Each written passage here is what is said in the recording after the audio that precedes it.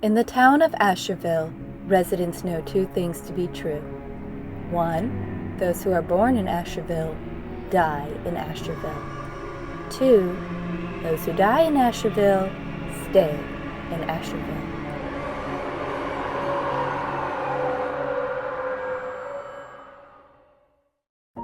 A fun fact about twins, it can take us longer to recognize our reflections as ourselves. Most kids, when really little, will see their reflection and at first think it's another child. There was actually this test done where they painted a small red blob on children's foreheads and put them in front of a mirror. If the child started to rub at the paint, the researchers would know that they understood that what they were looking at was a reflection. But with identical twins, we take even longer to acknowledge this fact because we look in the mirror and we see our sibling. So yes, I am an identical twin. My sister's name's Suzanne. My name is Jessica. We weren't like some of the twins you see on TV or in magazines where one is the girly girl and the other one is the wild child. For the most half we got along, but then again, when you're really young, your personalities blend so much together because they haven't had a chance to fully develop yet. If Suzanne wanted to play dolls, then I wanted to as well. There weren't too many options at this point. I don't even know how I would label the two of us, if labeling is even necessary. People around me started to say I was the more outdoorsy twin, but I think that was just because I learned how to ride a bike first. People started to call Suzanne the drama queen because they only saw how she would give up on things when it didn't go quite her way. They didn't see how much of a fighter she truly was. At any rate, I found the notion to be overrated. People wanted to find ways to tell us apart, and that seemed to mean that they were allowed to dissect our personalities and put them into neat little boxes. In the beginning, our mom would color coordinate us. Every outfit we had was a matching set, just different hues. I had all teal, and Suzanne had all purple. Then, in the usual way 4-year-olds make decisions, I decided that purple had to be my favorite color. And Suzanne concurred that teal had to be her favorite color. We didn't know how to dress ourselves, and our mom tried to talk us out of it, but we could not be convinced. From there, people had a much more difficult time telling us apart. We would try to point out little things which separated us, like how my moles were on different parts of my skin, or how Suzanne's eyes were slightly more sunken in.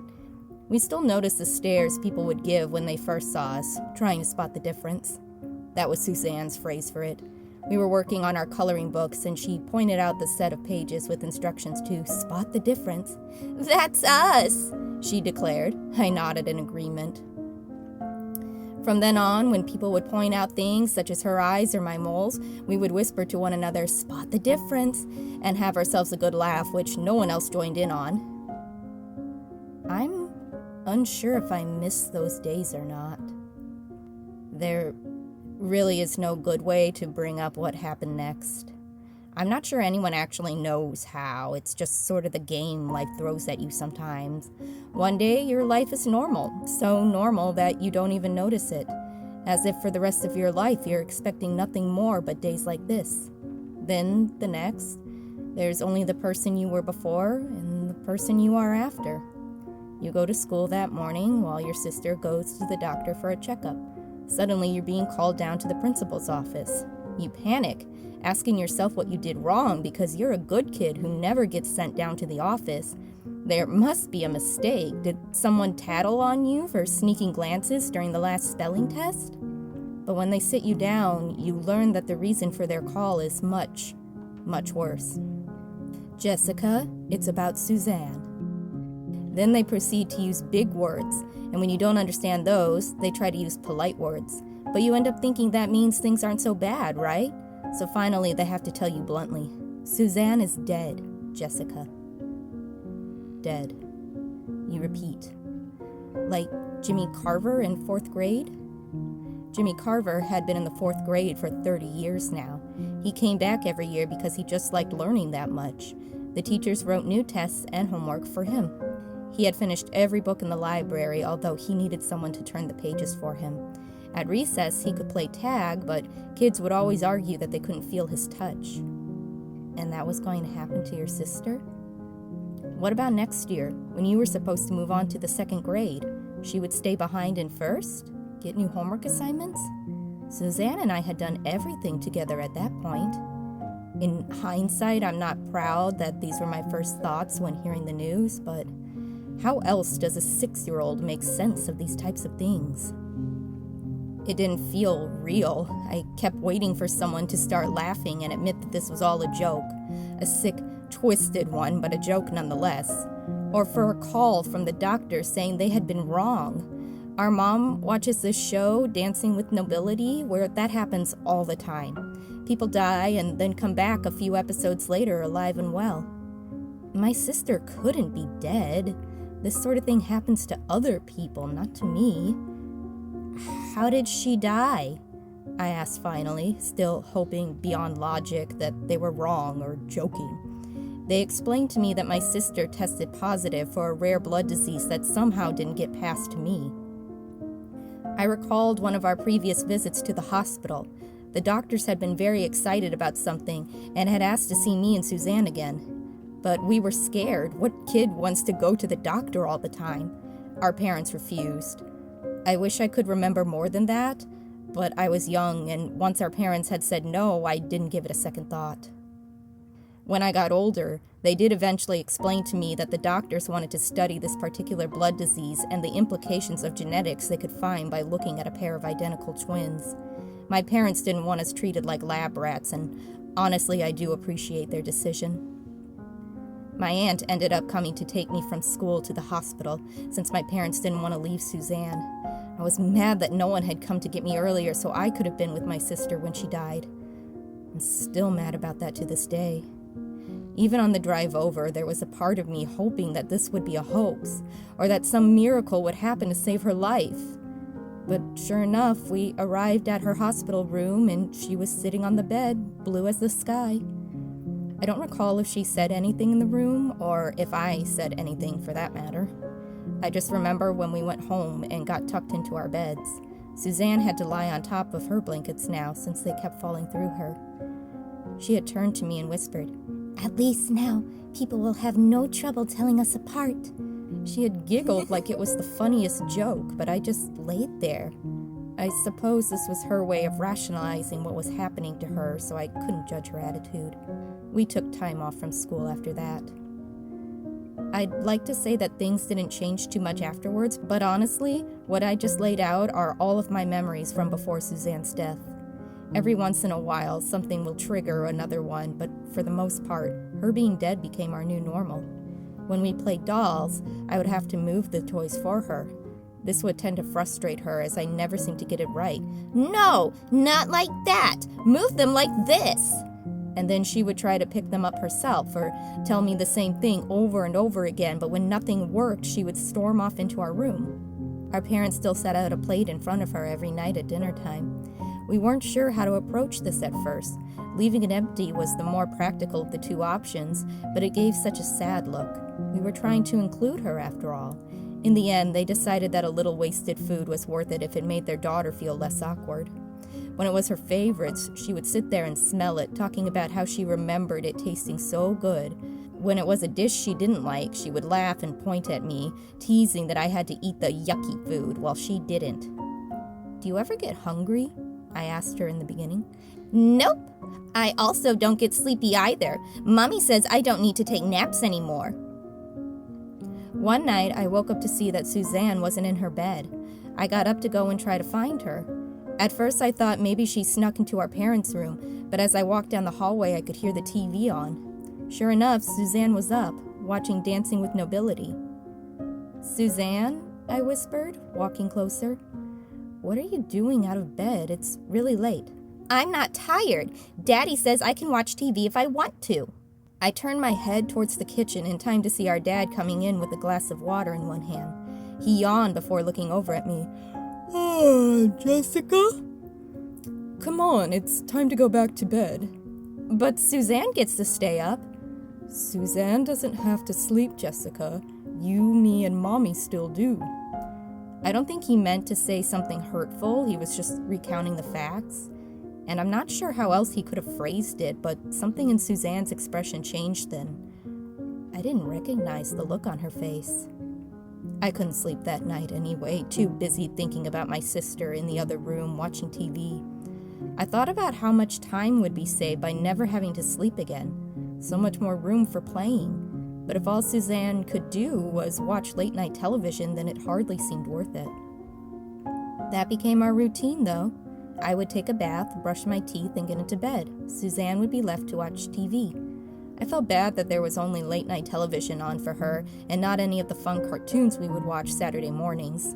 Maybe we should get a VCR. Suzanne never complained about it, though. There was a shift when our 7th birthday came about. Our family was there and a few kids from the neighborhood and school. We couldn't really play games like pin the tail on the donkey or have a piñata since Suzanne couldn't participate. We played guessing games or I Spy instead. Then we were given the cake with candles and told to blow them out and make a wish. I inhaled, then Suzanne put a blue hand in front of me. "Wait, I can do this." There was murmuring around the room, a mixture between support and gentle letdowns. But Suzanne only looked determined at the flames. She blew on them at first.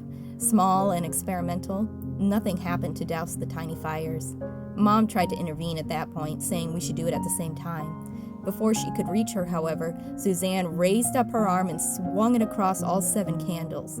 There was an audible whoosh, and the flames were indeed extinguished. A round of applause exploded at the triumph. Suzanne sat there, beaming wider than I had seen her do since she died. But something else happened just a few days after our 7th birthday. On the doorframe to the basement, my parents were keeping track of our growth. Our little lines always matched up, so they had to be next to each other. One for me, one for Suzanne. "Hey, Mom," I said as she was washing up dishes. "We forgot to check how much we've grown this past year." The sound of soap and water smearing across glass plates stopped. I watched as her shoulders slouched down and she sighed deeply. "Maybe not tonight. Maybe tomorrow? We'll see." That meant no. Later on, when Mom went to check on the laundry, I went up to the doorframe and pressed my back into it. I wasn't brave enough to use a pencil to outline what I was doing, but I put a hand on top of my head and moved to see where it sat. I was at least another inch or so taller. "What are you doing?" The sound of my sister's voice was unexpected and caused me to jump a little, making me move my hand as though it had been trapped in the cookie jar. "I'm checking my growth." "Oh," Suzanne replied. She didn't say anything more, she just stared at the doorframe while tilting her head. "What's going on?" Mom's voice surprised me. I had been so focused on Suzanne that I didn't notice she had walked back up. "You shouldn't be doing things like that in front of your sister." "Why?" The way our mom frowned gave the impression that my question was rude, but I had been genuinely curious. "Because it's not nice to remind her of things she can't do." Why can't I do things just because Suzanne can't? She didn't answer me, she just gave me a slap across the face. All the while, Suzanne stood there watching. That's all she ever seemed to do anymore, was watch. Watching TV late into the night instead of sleeping, watching the rest of us live our lives. Summer reached an end, and my parents sat us both down to talk about what we wanted to do next year for school. They asked if we wanted to go back to the classroom or if we wanted to stay home. I was almost excited. I didn't realize that school was an option. I said just as much, or at least as best I could, as a 7-year-old, but our parents laughed at me. "No, sweetheart, we mean that we could homeschool you." Homeschool? I knew what that word meant. There was a family in our neighborhood who did that for their kids. They said they weren't allowed to go out and play until all of their schoolwork was done. Being home all day didn't sound as much fun if I had to read textbooks and do math. Besides, the school had a much better playground than our backyard. "I want to go to school," I answered. Our parents' faces dropped, as if I had given the wrong answer. Then they turned to my sister. "Suzanne, what do you want to do, honey?" My sister was quiet for a long time. She sat in the chair, looking at her knees. She must have been thinking really hard. "Suzanne?" "I want to do the same as Jessica." Mom nodded. "Of course, but you do realize you'll be in the same class you were last year, right? Jessica will move up to the 2nd grade, but you'll stay in your 1st grade class with Miss Juliet. Why can't I go into the 2nd grade class like Jessica?" They looked at each other and then back at their daughter. Even at such a young age, I could sense their anxiety about the subject matter. Because, sweetie, the doctor said you won't grow anymore. It would be best to keep you with kids your own age. But I'm the same age as Jessica. We both had a 7th birthday party. I was still around all those days between my 6th birthday and my 7th, just because I don't look any older. Mom was in tears at that point, and my dad had gotten up, which I knew meant he was about to go outside to smoke. Do you want to be homeschooled? No, I want to be in the same class as Jessica. Why can't I? Because the schools won't let you, darling. Why not? Because you're dead. I said the words before I had a chance to stop. I don't know what I had been thinking. Not sure if I really was, if I'm being honest. I just wanted the arguing to end. Didn't Suzanne see she was making our parents upset? I expected to be slapped again for being rude, and apparently so did Suzanne, because we both turned to our mom. But she just sat there, a look of defeat clear across her face. I think we might have been waiting for our dad to come back, but on and on the minutes went, and it was still only the 3 of us. Suzanne, our mom began at last, you are going to Miss Juliet's class again next year. She already knows our situation. We've spoken to her, and she would be happy Mommy, to have I don't you want again. to, please. End of discussion. Please, I want to be with Jessica, please. Mommy, please. The night before we went back to school, Suzanne didn't stay up to watch television. She had been allowed to, even though summer was over, but instead she was in her bed next to mine. Jessica, do you think it's going to be this way forever? I don't know, I whispered back, even though I thought it should have been obvious. I don't want it to last forever. I don't think we have a choice, Suzanne. Would you trade with me? What? If you could die and I could be alive again, would you do it? I don't think that's how it works, Suzanne. But would you do it? Jessica? I need to sleep now. The first day back to school was the quietest car ride we had ever taken. I had grown out of my entire wardrobe, so my family had to buy me new clothes. But Suzanne stayed in the same dress. I got a new backpack with notebooks and pencils and erasers of all different colors. Our mom carried Suzanne's urn so she could set it in the classroom. When we arrived, our parents briefly talked about splitting up to drop us off, but Mom turned it down, saying it would be better if we all went as a family. Miss Juliet greeted us with a smile. I have to admit it was nice to see her again. She had been a good teacher, and a small part of me was jealous that Suzanne was going to get her again for another year, and every year after that until Miss Juliet retires. I wish I could say that the first day was the worst, but it wasn't. It was strange to be in a classroom without Suzanne. I would stay as far in the back as I could, but I could see how everyone was looking at me, whispering about me. They had these big, sad eyes that reminded me of a lost puppy, as if they had any right to be upset about what my family was going through. I could only imagine how things were going for Suzanne. She was in a classroom with last year's kindergartners, most of whom had probably never even seen a ghost child before, let alone had to learn alongside them. I wondered if she was off in the corner, trying to hide as much as possible, just like me. We were able to sit together in the cafeteria at lunchtime. A few kids came over, but they didn't sit down. They just stood there and stared. "So, can you, not eat food?" one of them asked my sister. "No." It was the most humble and reserved I had ever seen Suzanne. In all this time, it hadn't felt like my sister was gone, only a little different. But here, seeing her act as a hollow shell of herself, it truly hit me that I was never getting my sister back. "Then why did you come to the cafeteria? Can you go through walls? Can you fly? Can you fly right now? Go to the roof. We want to see you fly." "Do you like Jimmy now? Are you going to go with Jimmy? So Jessica's going to grow up and be a grown-up, and you're just going to stay in the first grade forever and ever and ever and ever?" "Stop it!" She bellowed the words so loud that the hair on these kids' heads blew back. The plate shook against the table. The phrase echoed around the room so it was heard multiple times, bouncing back at us like a slap to the face. The kids stared for a moment longer, their eyes so wide I thought they might pop out of their skulls before they took off running. I think I heard one of them sobbing. We were called to the office after that, and then we were sent home. The next day, we were forced to go back. "You don't have to keep going," I said to my sister as I got dressed. "You could do the homeschooling, then you could read the second grade books." "Why don't you?" I turned to see my sister standing there by the door, fists clenched and held on both sides. "I just want to do the same things as you do, like we always did. If you did the homeschool with me, then it wouldn't be so bad." She had a point. School wasn't so fun anymore. But it was a Friday, and it seemed weird to want to quit school so close to the weekend. I don't know if that logic checks out, but it made sense to me in my young brain. Let's give it one more day. We hadn't told our parents yet what we were thinking, but gave each other a knowing look in the back of the car during the drive over.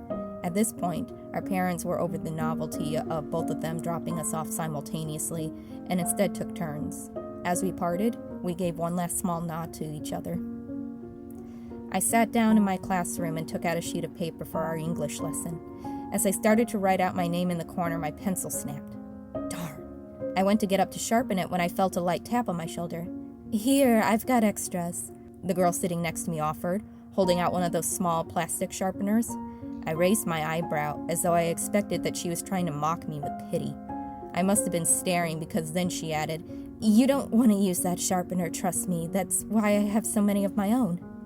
I remained guarded, but took her word for it and sat back down, accepting the gift.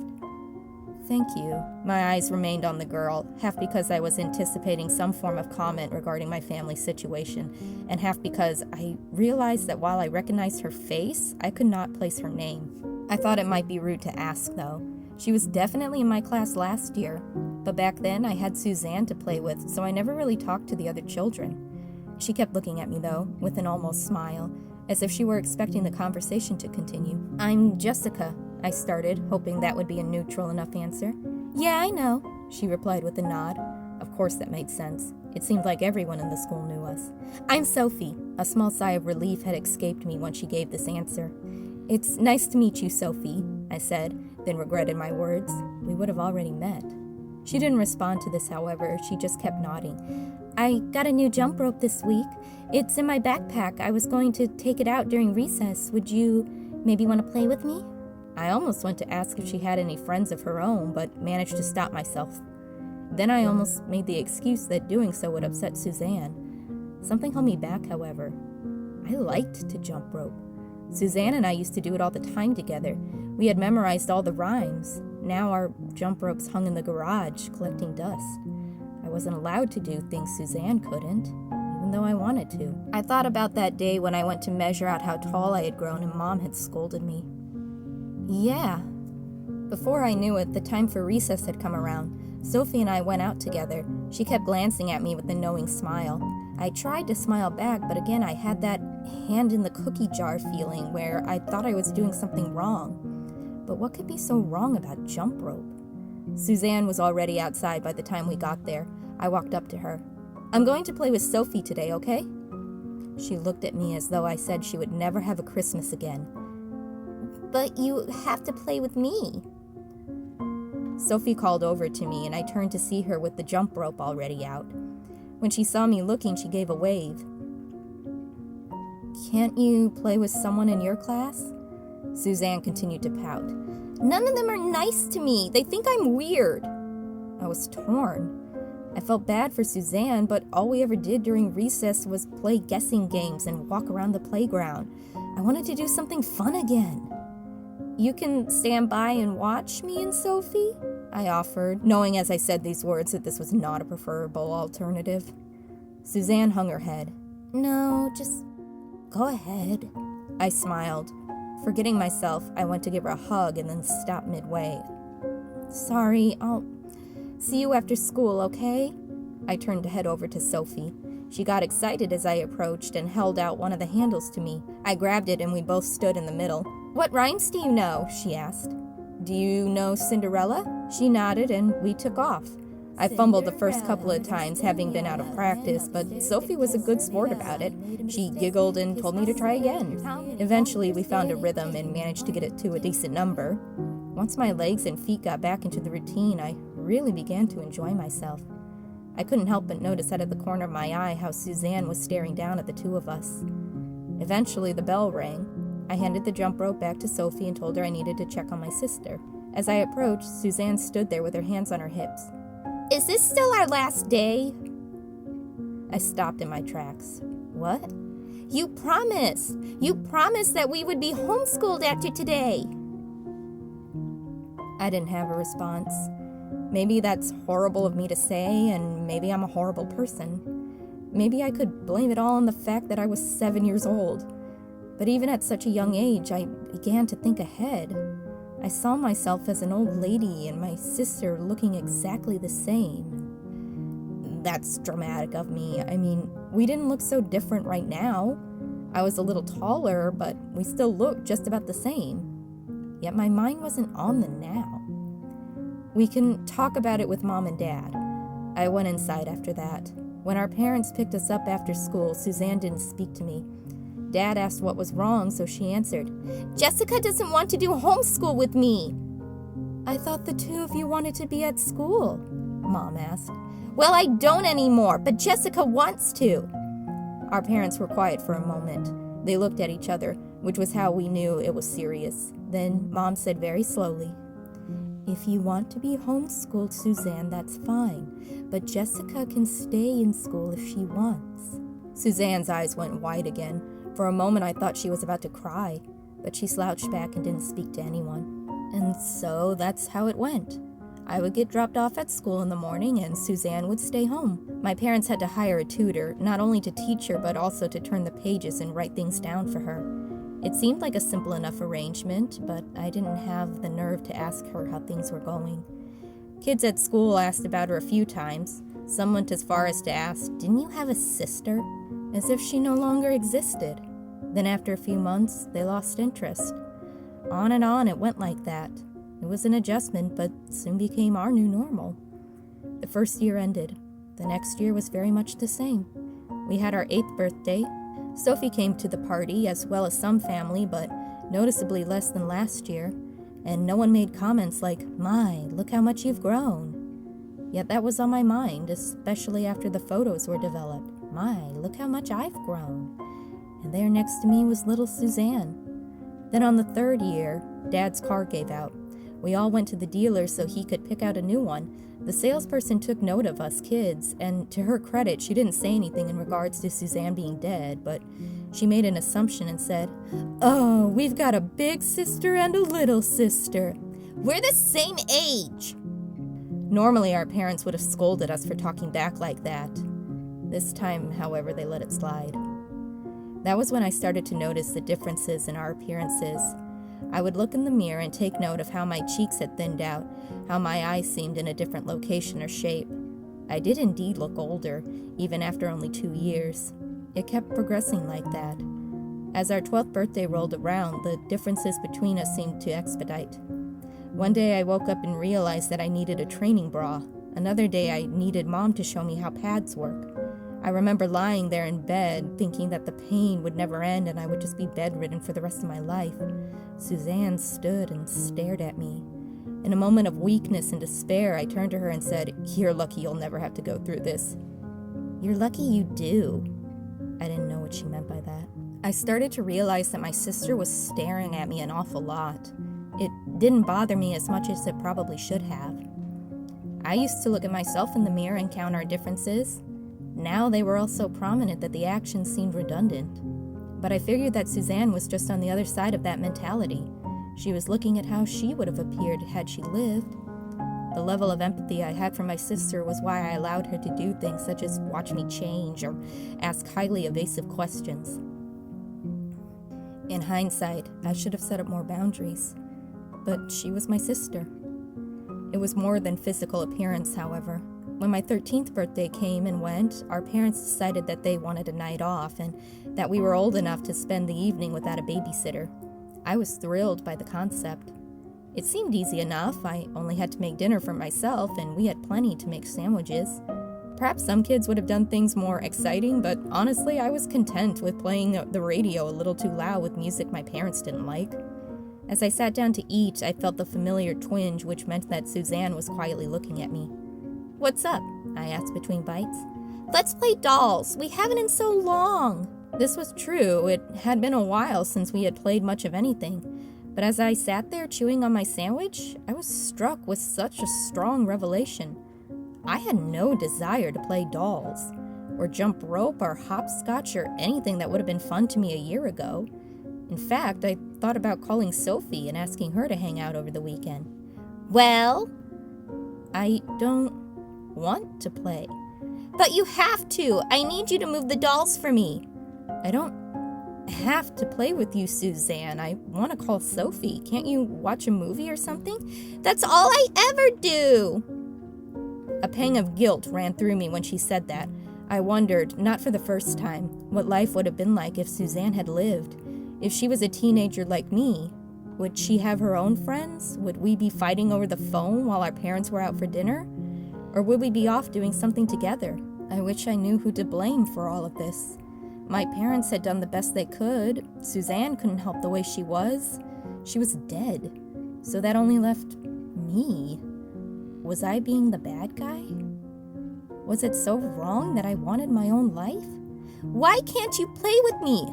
Damn it, Suzanne, I can't play with you for the rest of my life. I had never sworn before, let alone at my sister. It felt wrong, like I was swearing in front of a child, even though we were still twins. At least you have a life. When you grow up and go to college, Mom and Dad are going to leave me here all alone. I'm going to be in the house all alone. I placed the half-eating sandwich onto my plate. I had no appetite for it anymore. They wouldn't do that, Suzanne. They'll keep hiring tutors so you can homeschool. But they're just going to teach me the same lessons over and over again. I'm never going to learn grown-up things like you. Yeah, but they're not going to be left alone. But you will, one day. I mean, yeah, one day I'll move out. Then play with me now while we still can. While we still can. I replayed that phrase in my head. We were dealing with Suzanne's death, but she would lay in wait until all of us had died. That was what she saw when she looked at us, that we would all eventually die, just like her, together forever, eventually, as a whole family again. I had this image in my head of our parents and myself as old, wrinkled people in the cemetery with a little girl. Despite the fact that I should know not everyone makes it to an old age, I couldn't comprehend the alternative, that I had liminal time to be alive. I wanted every moment to be meaningful. Then I said something I still regret. Why don't you have any friends your own age? But I'm your age! Then act like it! Suzanne's eyes went wide in a way that I knew meant she was about to cry. Sure enough, she ran off, sobs loud. But I was numb. I didn't want to spend the evening comforting her. She just didn't understand. How could she? I picked up the phone and called Sophie. Our parents enrolled Suzanne in a camp for other ghost children. There weren't too many present and none her apparent age, which meant she, of course, didn't want to go. But the counselors had activities that the ghosts could do, such as buddy system painting, where the ghosts were paired with livings in order to create a painting. Suzanne was proud of herself when she came home with a pile of watercolors. I said nothing, but in my mind I just thought about how she didn't really paint anything. They had a discussion session where the ghosts could sit and talk about their struggles, and that seemed to help. She would become so animated at dinner time, telling us about her day. We were thrilled that she seemed to finally be coming out of her shell. Then, during my second year of high school, something new happened. I fell in love. He was a farmer boy, a person who had grown up on the rural side of town, but he wanted a traditional education, said would help his business skills. I didn't understand, but since he was someone I didn't grow up with, he felt like a new person in town, and that held such appeal to me. First he asked me to a dance, and then to a movie, and then to dinner. By the third date, we were calling each other boyfriend and girlfriend. Sophie would say things about the relationship that made me blush, but she could see how happy I was.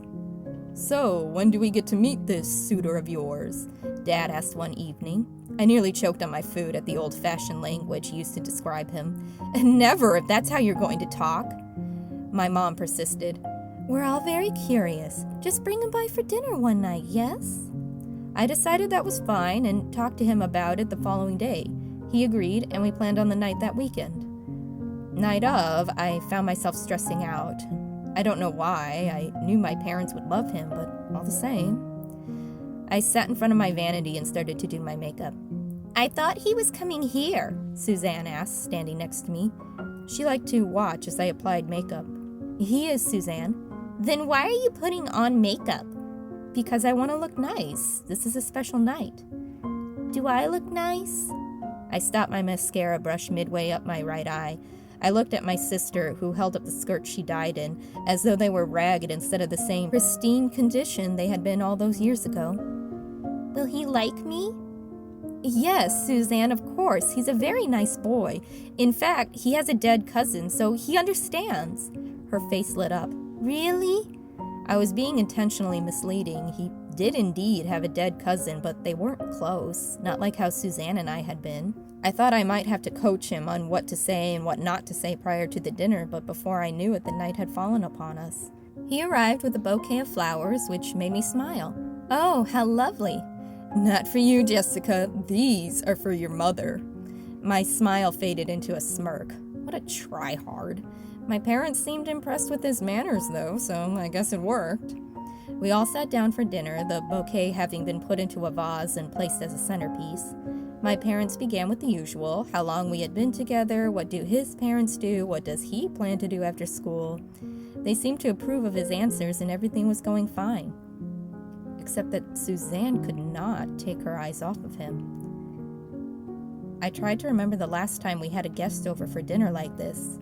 Then I realized that it didn't matter. This was the first time a teenage boy, at least one we weren't related to, had come over to our house. I wondered how often Suzanne saw teenage boys on her day-to-day. I think there were a few in her clubs, but she had known them for years, so they probably didn't register as anything unique in her mind. This was a wholly new experience for her. My boyfriend nodded in her direction. "Hello there, little lady." She giggled long and loud. I had never seen my sister act this way before. I didn't know how to feel about it. "Jessica talks about you a lot," he went on. "She says you two used to do everything together." Yeah, back when I was alive. The tension could be felt around the table, everyone unsure of where he was going to take this conversation. I thought of the kids at school who had asked her so many evasive questions that she finally screamed at them. I worried about what he might say, but I also worried that she would become so frustrated that she would bellow out once more and he would call our relationship quits. "I grew up an only child. Must have been nice to have someone to play with when you were little." Suzanne smiled cautiously, and I realized that she appreciated how he acknowledged that she did not look her age. Uh-huh. When we were both kids, we would play together all the time. That does sound nice. I had to create my own entertainment as a kid, which, on a farm, isn't so hard to do. I would mostly ride around on the tractor or play with the animals. Have you ever been to a farm before? Suzanne pursed her lips and thought. Just once, for a kindergarten field trip. I didn't like where this was going.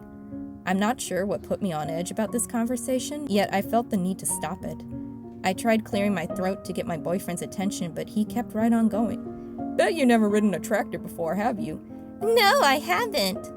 I kicked at my boyfriend's leg, causing him to wince. He didn't glare at me, but his eyes widened as if to say, "What? What do you want?" "Could I speak with you in the hallway for a moment?" I was already halfway up from my seat. But we were talking about tractors. I looked to my parents for support. "Jessica, let your guest finish his conversation with your sister. It's rude to interrupt," was all my mom said, and I sat back down in defeat.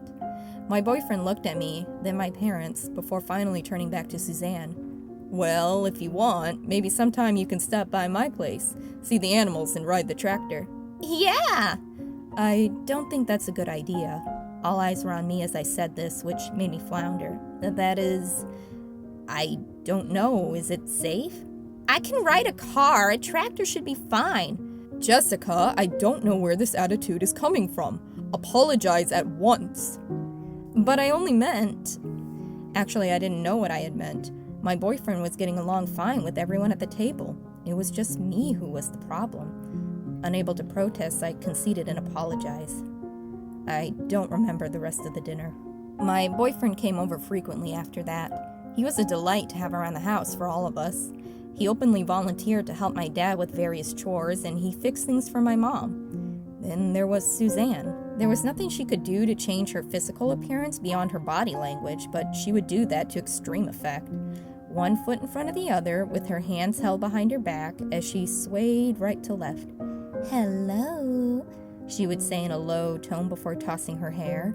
Her growing infatuation with my boyfriend made me uncomfortable, but he played into it. "Relax, Jessica, it's just some harmless flirting. It's not like she's gonna steal me away." That wasn't exactly what I was worried about, but I couldn't put my anxieties in words, so I got quiet. Then one night I woke up to see Suzanne staring down on me. This wasn't an unusual sight in its own, but what troubled me was the look in her eyes. Hard and cold, squinted as though she was trying to see something in me worth loving. I had never seen her so full of hatred. "Suzanne, what do you want?" "It's not fair." "What isn't fair?" "That you get to grow up and fall in love. You'll probably get married and have babies. Meanwhile, I'll be stuck at home with Mom and Dad until they die and we all go to the cemetery. It's not fair." "Suzanne, I'm sorry, but it's not like it's my fault." "What makes you so special?" "I'm sorry?" "Why was I born with the blood disease and you weren't? Why did I have to die and not you? What makes you more special than me?" I could feel panic start to rise in my chest. I didn't understand what she was going on about. I sat up in bed and began to scoot away, my eyes darting to the door past us. "I'm not special, Suzanne. Are you saying you wish I was dead too?" She didn't answer, and for some reason that scared me even more. I looked over to the door, knowing that if I chose to run, she could do nothing to stop me. She couldn't do anything to me at all. So then why was I so nervous? I glanced down at the little girl in front of me, this person who hated me above all else, and wondered just where on earth my sister had gone. "He would like me if I was alive," she went on. I didn't have a response to that, but I could feel my panic start to rise and turn to anger as well. Why did she think my happiness was the cause of her misery? "Well, you're not." And at that she growled and lunged forward. I shielded myself with my arms out of instinct as I felt a large gush of wind billow past me. I opened my eyes, expecting to see my sister gone and on the other side of me. To my horror, she was still at my front. Her hands were sinking into my chest. "Suzanne, get off of me!" I couldn't move. I couldn't fight back. She sank deeper and deeper into me, and I could feel my mind growing dark, like falling asleep. Falling. When I woke up, I was standing in front of a mirror. At least the person in the glass looked like me. She had my nose, my eyes, my lips. She ran a hand through my hair and started humming with my voice. And yet I wasn't the one moving. It was like my whole body was numb, and the hand touching me and the voice humming were completely detached, like I was sitting inside of a cocoon. I tried to open my lips, but nothing happened. I could feel myself screaming in my head, but still nothing. I had to sit back and watch as my body moved, got dressed, and headed out of the room. The windows let me know that it was daylight now. My body moved into the kitchen where Dad was preparing breakfast. "Good morning, honey," he said as he handed my body a plate of toast. "How did you sleep last night?" "Good," my voice answered. "Best sleep I've had in ages." I could feel the toast enter my mouth as my body took a bite. I could taste the burnt flakes on my tongue. I wanted to spit it out and scream, but I just kept on chewing. "By the way, have you seen Suzanne? She wasn't by the TV when I got up." I felt my body swallow before it answered. "She told me that she already left for the clubs." "By herself?" "She's old enough. She wants to be more independent. Besides, it's not like anything bad could happen to her." I begged my dad to recognize the lie, for him to see the cracks in the story. Suzanne can't leave the house without her urn, and she can't carry it herself. But he just nodded and went back to his meal. Then my body got up and walked out of the house. It took me down a few blocks and over to my high school. It said hello to my classmates and teachers. Then it got lost in the hallways looking for first period. All the while, I was stuck in the back seat, helplessly watching. "Hey," said a voice I recognized. It was one I had prayed would somehow not be here, and yet there he stood. My boyfriend strode over to who he thought was me. Then he gave my body a kiss, which eagerly returned it. "What are you doing out here? Don't you have algebra?" "Oh, I decided to skip it," my voice said, leaning in closer to him. "I wanted to spend more time with you." I tried once more to scream for him to see that the person he was talking to was not who he thought it was, but he only took my hand, laced his fingers with mine, and walked my body back outside. He took my body to the back of the bleachers where we had made out before, and he pressed himself close to me. As he leaned in to kiss my body once more, another voice yelled out at us. We looked over to see Gloria and her boyfriend had the same idea. We pulled away, yet my relief was short-lived as he took my body to the parking lot and into his car. He drove off with my body, laughing and cheering. He took my body downtown and into the shops. I watched as my body continued to laugh, drink iced coffees, and model outfits for my boyfriend to ogle at. All the while I was screaming out for him to finally recognize me. These pleas went unheard. Then, around afternoon, my boyfriend and my body were walking in the park holding hands. My body stopped suddenly and turned back. It had spotted something. My body took off sprinting, calling out a name. "Miss Juliet! Miss Juliet!" I looked and indeed saw our former second-grade teacher. She looked more or less the same, with a few crease lines in her face that weren't quite wrinkles yet. It didn't surprise me that we were approaching her. After all, she had been the last formal teacher my sister had while still alive. "It's me!" my body cried out again as we approached. It's Jessica!" Her face was contorted with confusion, probably due to her trying to recall us. I begged for this woman to catch on to the lies, but her face only broke out into a smile. "Jessica, oh, I do remember you. How are you? How's Suzanne?" "Great, better than ever." My body leaned in and wrapped our teacher into a tight hug. This made her gasp. "Oh, that's wonderful to hear, dear. Something seems different about you." "What do you mean?" I perked up. Did she finally see something others couldn't? Would she be the one to free me? "I'm not sure, just something about your..." "Now that I think about it, Suzanne had always been the one to rush over and greet me. You always just went straight to your seat." I became excited. If my prison had allowed me to do so, I would have been jumping. She was going to figure it out. She was going to get me out of here. "Oh, but that was such a long time ago," my body continued. "Shut up!" I tried to yell. Again, no real words came out of my mouth, but I felt my body flinch. And that's when I realized, you can hear me, can't you? My body froze, the arms becoming tense, and the hands bundling up into fists. Then, in the smallest of measurement, it nodded. "Well, I suppose you're right," Miss Juliet went on. I felt my heart begin to sink. "Tell her the truth!" I yelled, making my body shake. "Tell her the truth right now." Miss Juliet..." But our teacher wasn't paying attention. She leaned her head to the left, listening. "I'm sorry, do you hear that?" "Hear what?" "The ringing. It never stops. It never stops." "Miss Juliet, are you okay?" "I'm fine, dear, fine. Just need to make a phone call." With that, our teacher was off, and my heart dropped to the floor. I wailed and cried so much that my body put a hand to an ear. "Hey, babe, are you okay?" my boyfriend said, putting a hand on my body's shoulder. I went to yell again, and when I did, I felt a strange sense come over me, almost like pushing, not from a person, but like ocean waves. Something was pushing me back. I began to grow weaker and weaker. "Yes," my body told him, "I'm fine."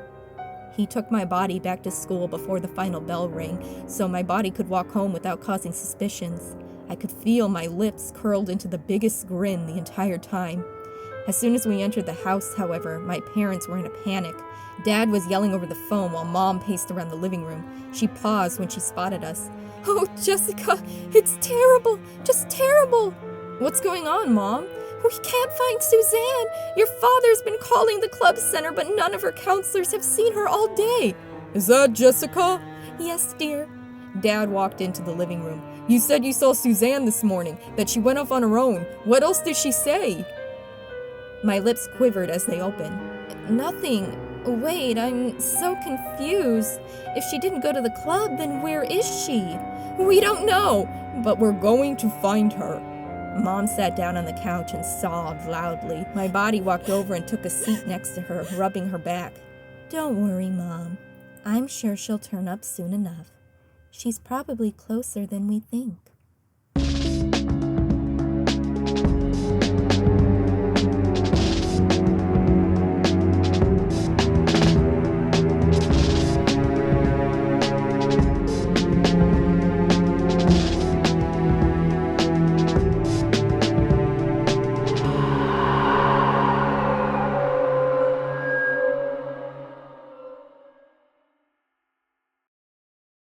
A message from the void. Oh, the bonds of sisterhood. Not that I would know. My sisters abandoned me long, long ago.